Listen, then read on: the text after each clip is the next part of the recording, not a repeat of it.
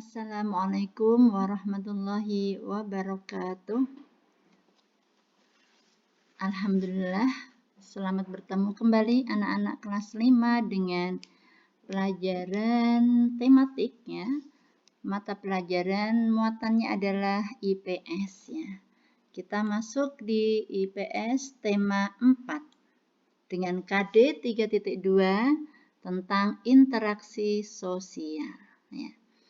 Sebelum kita masuk ke yang lain, Bu Guru sampaikan ya bahwa materi kita yang sebelumnya tema 3 itu kaitannya juga dengan interaksi sosial.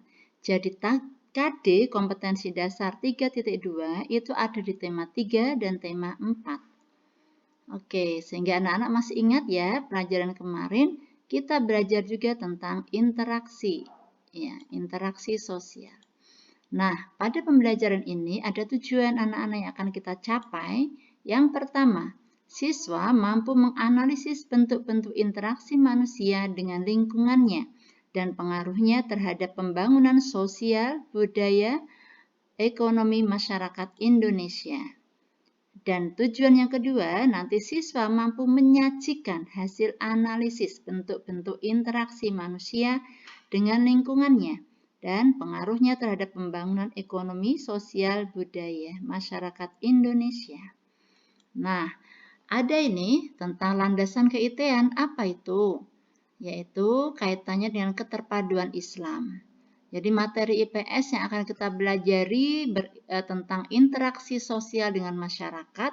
Ini ada pesan-pesan di awal ya yang kita ambil dari sebuah hadis yang diriwayatkan oleh Al-Hakim. Yang mana bunyinya, gunakan dengan baik 5 hal sebelum 5 yang lain. Yang pertama, masa mudamu sebelum datang masa tuamu. 2, masa sehatmu sebelum datang masa sakitmu. 3, masa kayamu sebelum jatuh miskin. Dan keempat, masa senggangmu sebelum engkau sibuk. Dan yang kelima, masa hidupmu sebelum engkau mati. Nah, pesan 5 hal ini anak-anak akan menjadikan bekal bahwa kalian nanti dalam melakukan kegiatan interaksi sosial harus memperhatikan ini ya. Agar apa? Kita tidak menjadi orang-orang yang lalai atau dolim ya. Kita akan jadi orang-orang yang beruntung. Oke, kita lanjutkan. Nah, apa itu interaksi? Nih, kita mengulang kembali nih ya, masih termasuk di tema 3 kemarin. Interaksi adalah hubungan timbal balik ya, saling mempengaruhi antara satu individu dengan atau kelompok dengan individu atau kelompok yang lain. Nah, kita lanjutkan.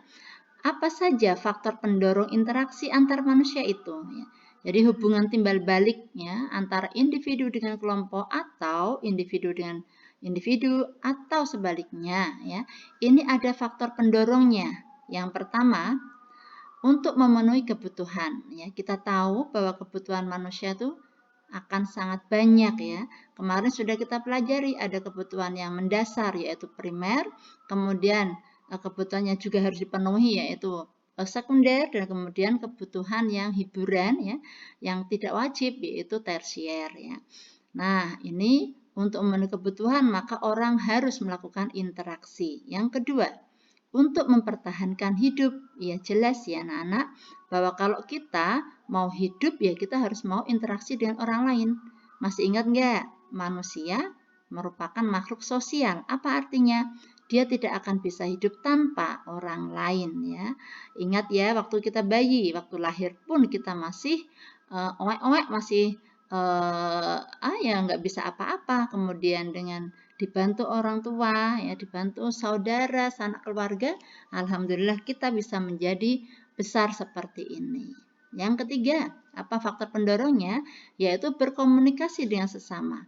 Kita nggak mungkin ya anak-anak kita akan diem-dieman ya. Karena kita akan menyampaikan kebutuhan kita itu dengan cara komunikasi sehingga orang lain tahu kebutuhan kita dan akan membantu kebutuhan kita ya. Jadi itulah ada 3 faktor ya pendorong interaksi antar manusia. Paham ya? Kita lanjutkan. Apa saja contoh interaksi di lingkungan masyarakat? Nah, Anak-anak masih ingat nggak tema yang ketiga? Ya, tema 3 itu kita menyinggung tentang interaksi terhadap lingkungan alam dan lingkungan sosial. Ya, nah di sini kajiannya interaksi di lingkungan masyarakat ya. Jadi tidak membahas interaksi dengan alam. Oke, kita lanjutkan. Nah, contoh interaksi di lingkungan masyarakat itu dalam bentuk kerjasama. Ya, saya ulangi. Contoh interaksi di lingkungan masyarakat itu adalah dalam bentuk kerjasama. Nah, apa sih kerjasama? Ya, kerjasama adalah kegiatan dalam masyarakat yang dilakukan secara bersama-sama. Makanya disebut kerjasama. Ya. Nah, kita lanjutkan. Contoh kerjasama di lingkungan masyarakat, apa saja ya? Oh ya, kita lihat kerja bakti. Nah, ini ada gambar ya, orang-orang sedang bekerja bakti bersama-sama membersihkan selokan ya, akan membuat selokan biar nanti kalau banjir, kalau hujan deras tidak ada banjir ya. Ini kan karena tidak diberikan salurannya. Maka masyarakat desa ini membuat saluran bersama-sama. Kita lanjutkan. Contoh lagi adalah membantu hajatan. Nah, ini membantu hajatan itu apa, Bu? Maksudnya kalau ada tetangga kita yang punya gawe, misal menikahkan ya, atau punya kegiatan besar, maka orang-orang akan datang membantu ya, terutama membantu konsumsinya atau membantu memasak.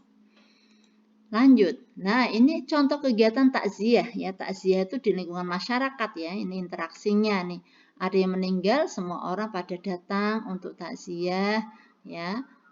Ini memberikan penghormatan terakhir pada si mayat ya, dan memberikan doa bela sungkawa. Kita lanjutkan. Ya, ini contoh lagi membesuk orang sakit. Nah, ini lihat interaksi manusia di lingkungan masyarakat ya. Ini ada contoh juga adalah menjenguk orang sakit, tetangga kita yang sakit. Anak-anak begitu apa tidak? Biasanya orang tua sih ya. Kalau anak-anak ya di rumah biasanya tidak ikut. Tapi nggak apa-apa kalau misalnya teman kita sakit, ya kita alangkah baiknya menyapa, mendoakan, dan kita kunjungi. Lanjut, contoh interaksi di lingkungan masyarakat lagi adalah berbagi atau sedekah. Nih, barokallah ya. Bagi yang punya rezeki ya, punya rezeki lebih bisa bersedekah kepada tetangga ya, atau saling mengenalkan diri. Biasanya kalau orang baru itu memperkenalkan dirinya dengan cara berbagi ya. Nah, kita lanjutkan. Materi berikutnya, apa saja sih bentuk-bentuk interaksi di masyarakat? Nah, kalau tadi kan contoh-contoh interaksinya, ya macam-macam. Nah, kalau pertanyaannya bentuk-bentuk interaksi. Nah, ini jawabannya. Bentuk-bentuk interaksi di masyarakat terlihat dalam kegiatan berbagai bidang, ya, yaitu sosial, ekonomi, politik, juga budaya. Ya. Oke, kita lanjutkan. Nah, ini interaksi dalam bidang sosial. Kata sosial berarti berkaitan dengan masyarakat, sehingga kegiatan sosial yaitu kegiatan yang berkaitan dengan masyarakat. Apa sih contohnya? Kerja bakti, ada posyandu, donor darah, baksos ya, bakti sosial ya, atau mungkin pasar murah ya, masih banyak lagi yang berkaitan dengan sosial. Apa sih maksudnya sosial itu? Ya, kegiatan yang berhubungan dengan masyarakat yang jelas-jelas tidak mengutamakan keuntungan. Ya, nanti bedanya dengan ekonomi ya. Jadi betul-betul sosial, makanya jiwa sosial itu jiwa ikhlas untuk membantu orang. Kita lanjutkan. 2. Nah ini, interaksi dalam bidang ekonomi.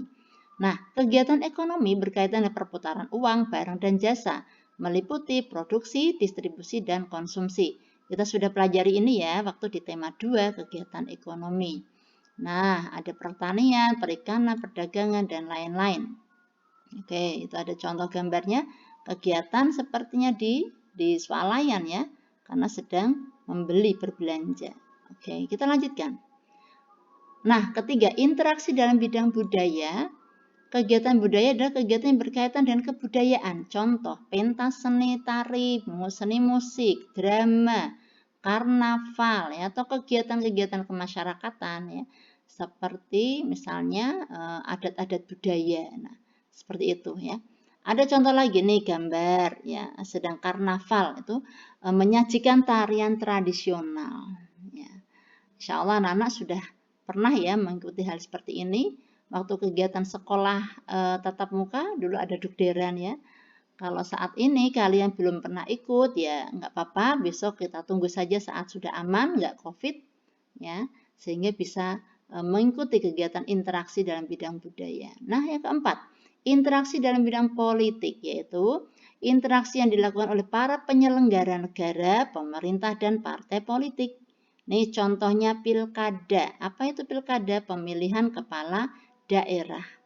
Nah, anak-anak, untuk di Indonesia, salah satu pelaksanaan sila yang keempatnya tentang musyawarah itu contoh pelaksanaannya adalah pilkada. Sebentar lagi nih, Kota Semarang akan mengadakan kegiatan pilkada ya, insya Allah bulan Desember. Nah, ini gambarnya contoh orang sedang memberikan suara ya. Dia masukkan ke dalam kotak-kotak suara. Oke. Nah, yang terakhir, pengaruh interaksi manusia terhadap pembangunan ekonomi. Nah, ketika orang berinteraksi ya, kemudian ada kaitannya dengan kegiatan pembangunan ekonomi, apa saja sih pengaruhnya? Yang pertama, semua masyarakat mendapat penghasilan untuk memenuhi kebutuhan hidupnya. Ya, alhamdulillah ketika orang mau berinteraksi ya, orang mau berusaha, berikhtiar, mau bekerja, maka dia akan mendapat penghasilan. Makanya salah satu kegiatan interaksi itu orang bekerja itu, ya. Orang nggak mau nganggur ya. Kalau nganggur di rumah nggak ada interaksi, di rumah saja ya nggak ada orang yang mau kasih uang ya. Makanya dia harus melamar pekerjaan, dia harus datangi itu lapangan-lapangan kerja sehingga dia dapat diterima di sebuah perusahaan atau di sebuah kantor ya, atau di tempat yang dia dapat bekerja di situ, kemudian dapat penghasilan dan uangnya dapat digunakan untuk memenuhi kebutuhan hidupnya. Yang kedua, pengaruhnya apa lagi? Yaitu memperluas lapangan pekerjaan. Betul ya.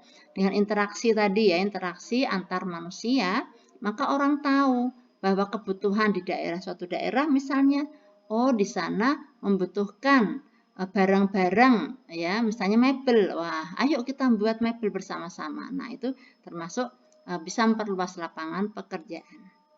Yang ketiga, berkurangnya tindak kejahatan atau kriminal. Ya, betul. Ketika orang atau masyarakat sudah terpenuhi kebutuhan hidupnya, ya sejahtera, tentunya dia tidak berpikir yang negatif. Beda dengan orang yang kebutuhannya tidak terpenuhi, mau beli-beli nggak punya uang, sehingga dia melakukan pencurian atau penjambretan atau korupsi dan sebagainya ya. Dan itu menjadi tindakan yang meresahkan masyarakat.